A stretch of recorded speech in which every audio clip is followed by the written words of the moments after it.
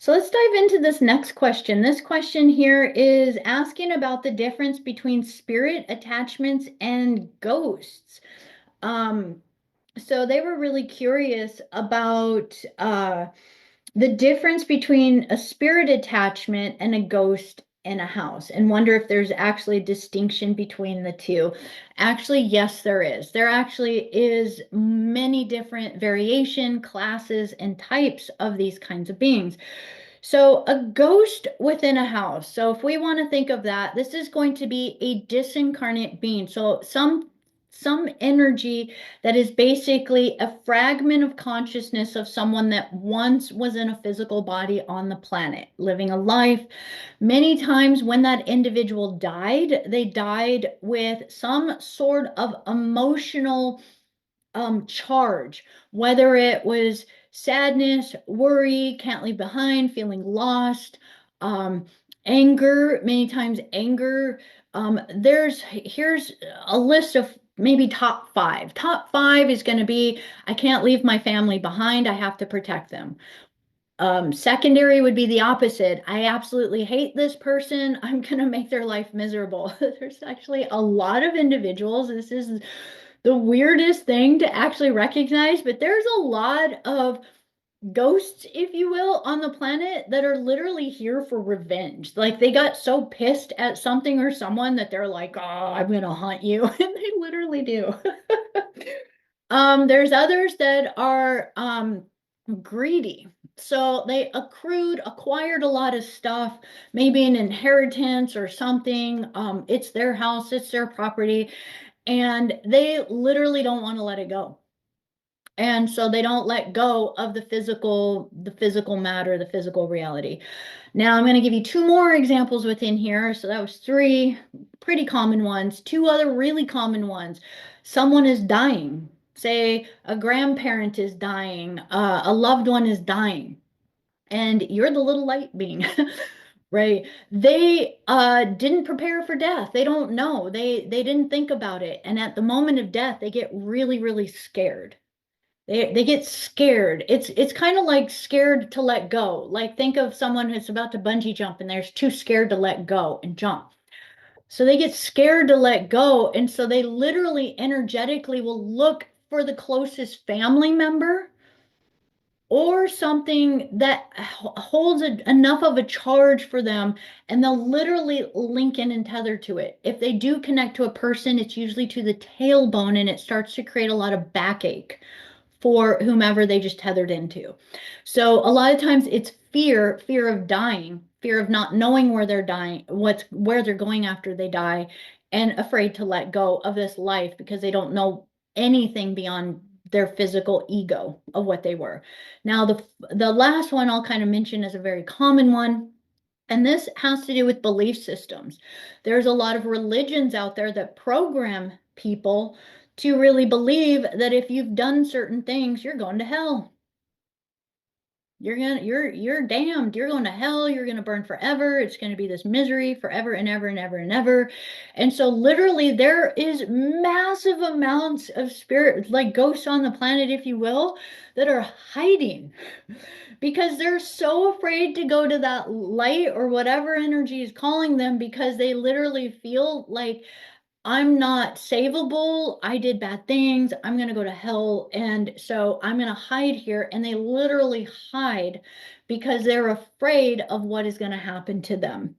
So those are some common ways that stuff might get bound to a house because many times a spirit will need to look for something familiar to tether into, primarily an object, a home, a familiar place, or a person, many times a person. So a ghost in a house is basically someone that is stuck in some sort of loop of a memory and timeline. And when they're found, there's just a slight coaching process that needs to go on with them, really finding their universal family or their guardian councils through their higher self in order to assist them so that they can click into an energy that helps them to take whatever fragmented energy is here and pull it off of the earth plane.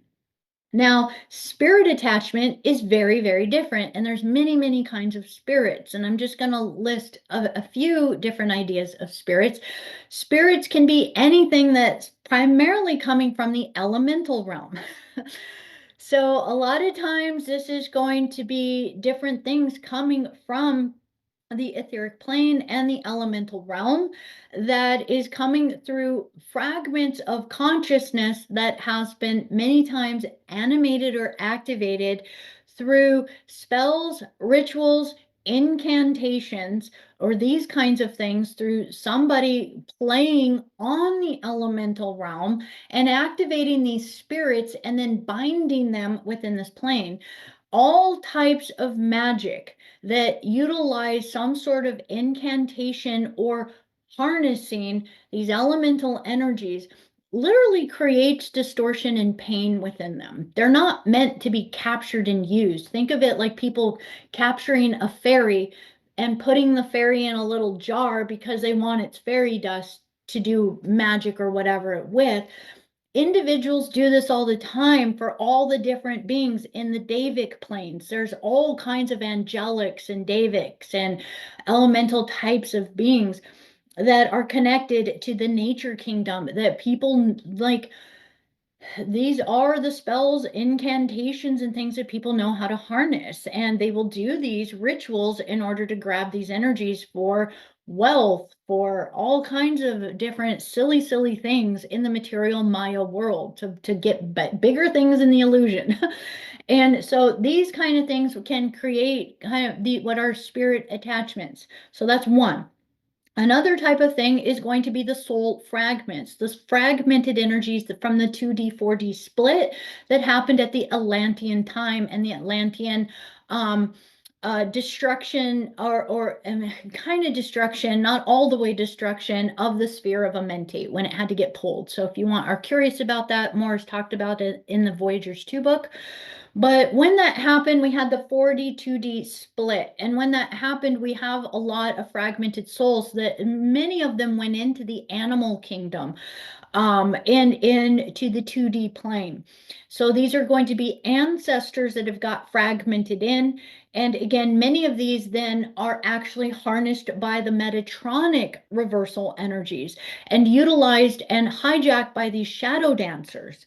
And then the shadow dancers force them kind of like golems energies within us to basically then kind of overtake. So these are going to be spirit attachments within, and this is where we do the seals and implants, clearing out these shadow dancers and spirit attachments and these kinds of things, because these are primarily embedded within your crystalline fascia, within more kind of within your base templates, even within your bone, within your messages within your body, and they override and overlay within. And this is where the Metatronic energy tries to harness us and to try to fracture us and take over our body through these kinds of energies. So as we know this, that is going to be much more of a clearing energy, right? That's going to go in there. And again, what we're doing is we're taking these little shards and we're think of them more like puzzle pieces of bigger soul fields and oversoul fields, and you're saying, ah, I found a piece of your puzzle, I found a lost piece of you, and we're sending these through. So a lot of times those levels of consciousness are not the easiest to say negotiate with or rationalize with. You're just more creating these vortexes to help assist them home.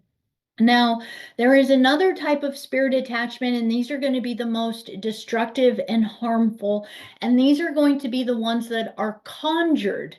These are conjured from the dark mother body. And these are basically coming from Leviathan forces. So these are beings created through basically the Ealdabud energy. So basically, how would I describe this? So recognizing within history, the Divine Cosmic Mother's template was captured and a huge portion of it taken. And when a huge portion of it was taken, the the fallen races basically started to take those bits of the mother and then breed these these creatures from her. And these are Leviathan creatures. These are shadow creatures. These are Archon creatures. These are beings that literally have no connection to the mother and hate the mother. They hate all things Christ because they are just disconnected from it. So they are in many ways the anti-Christ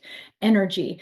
And when they come in, they feed off of our loosh. They feed off of hatred, fear, all of these kind of lower vibrations, greed, sorrow, all of these things. And as they feed off of that energy, they want to perpetuate that energy. Well, these beings are then very closely connected in many ways to the reptilian energies, to the grays, the zetas, these kinds of things. And so they many times are created into golem-like energies.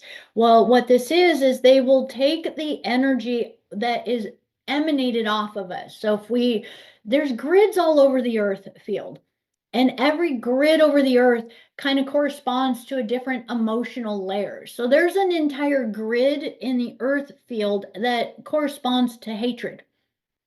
So every time someone has more hatred, it increases that field of hatred.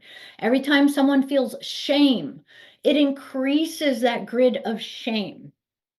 There's actually a beautiful practice you can do that anytime you collapse and dissolve any of your connections to that within yourself, there's a way that you can actually quantify that to the grid of where that was anchored and start to dissolve that grid. So there's grids for shame, for fear, for anger, for all of the different things within there. And then these Leviathan beings and the reptilians and these guys, they know how to actually harness that energy. And then they can collect it and then feed it into these beings, these demonic beings, and then they animate this being. And this being becomes alive. It's not really real, but it becomes real and it becomes its own thinking being, and it starts to want to feed off of more of that. There's lots of these that are being cleared off of the planet right now. So within that, that would be another way to describe these different spirit energies. And what we're doing is we're uncanting, unspelling, and dissolving these kinds of creatures. These are going to be the massive creatures that come through, like the Baal, the Beelzebub energies, all of these things that you would cure them incanting to these satanic rituals, the satanic ritual abuses, and those cultures that are going on the planet, they're actually ritualistically feeding these phantom beings in order to get power from those lower Kerr or lower dimensional realms. And when we deal with those, you never, never, never want to deal with any of that energy by yourself. Please. The minute that you catch that signature, if that's the energy that's in the house, immediately fortify that field, get your salt clearing process going, and then get your consciousness up into the spiritual councils. From the councils, present them with what you just found, ask them to find the best security teams and guardian military teams, if you will, that know how to deal with that energy, and get the troops in to come in and take care of that for you. Your job is to find it, to utilize your free will within this reality that says, I have found this, and this is not in divine law within this space, and I am bringing all consciousness forward to this energy in order to clear it so that it collapses and returns either to where it originated, collapses out of the reversal energies, and frees the energy. What we're doing is we're taking the dark matter template of the mother that has been harnessed to animate these creatures, and we are dissolving them so that mother can get her body parts back.